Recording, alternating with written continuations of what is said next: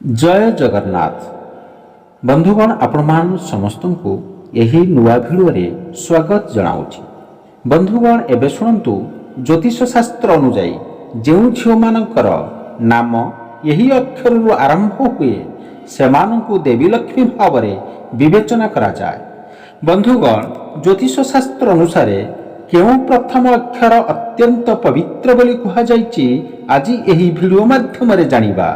दर्शक बंधु यही सब जानिबा पूर्व किछि हितवाणी जानिबा जहा आम जीवन शैली को परिवर्तन करि परिबो। आसंतु जानि नबा। जदि घरे वास्तुदोष दूर होला परे भी स्वामी स्त्री मध्य झगड़ा हेउथाय तेबे उभय सोमवार दिन दुईमुखी रुद्राक्ष पिंधिबा द्वारा ताहा दूर होइथाय। प्रत्येक दिन स्वामी स्त्री उभय ओम नमः शिवाय मंत्र जप करिबा द्वारा समस्त अभाव असुविधा दूर होई सुख शांति प्राप्त होइथाय। घरे केबे भी लुहा खटरे सोइबा उचित नुहे। यहा द्वारा दाम्पत्य जीवन रे विभिन्न समस्या देखा देइथाय। घरर दक्षिण पश्चिम कोण रे बेडरूम करिबा उचित। यहा द्वारा शुभ होइथाय एवं दाम्पत्य जीवन रे शांति आसीथाय। सोइबा घरे बेड पाखरे किछि धला फूलर फटो रखिबा द्वारा वैवाहिक जीवन रे सुख सौभाग्य आसीथाय।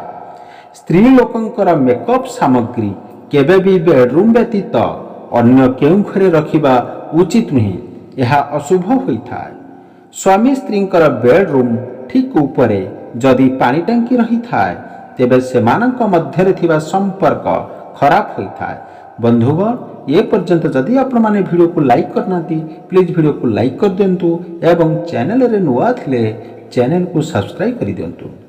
बेडरूम रा ठीक उपरे जदि टॉयलेट रही थाए तेबे स्वामी स्त्रींकर संपर्क खराब होई छाड़पत्र आड़कू कथा जाई थाए। सेथिपई बेडरूम ठीक उपरे पानी टांकी किंबा टॉयलेट रखिबा उचित नुहे। जदि थाए बेडरूम बदलाइबा उचित। केबे भी बेड घर कबाट सामने हेबा अनुचित। यह द्वारा शरीर असुस्थ होइथाय एवं अशांति लगी रही थाए।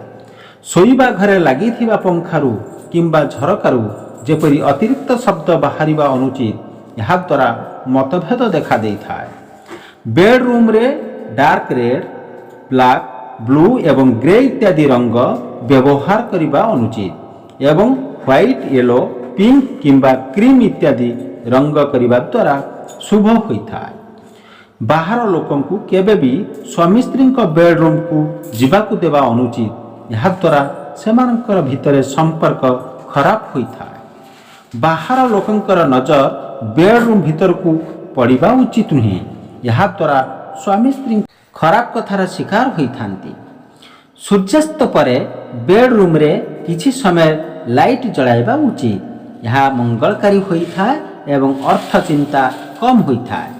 बेडरूम झरका सबु बड़ हेबा उचित नुहे छोट हेबा उचित। यह द्वारा परिवार लोकंक भितरे अविश्वास देखा देइथाय। घरे रोषेई करि सारिबा परे किछि खाद्य प्रथमे वास्तु देवता को समर्पण करी गाई को खुआइबारे मंगल होइथाय।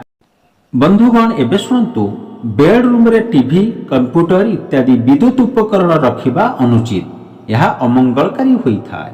बंधुगण एबे आसंतु जानिबा ज्योतिष शास्त्र अनुसार केतेक अक्षर अत्यंत पवित्र बोली विवेचना करा जाय। जो मानकर नाम एही अक्षररू आरंभ हुए से माने बहुत भाग्यवान बोली कहा जाए। आसंतु जानिबा सही अक्षरर यही नाम विषय।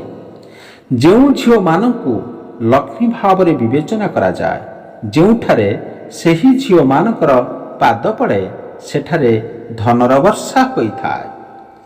प्रथम ए अक्षर रे थिबा झील माने ए अक्षररू आरंभ करुथिबा झील माने बहुत भाग्यवान बोली विवेचना करा जाए।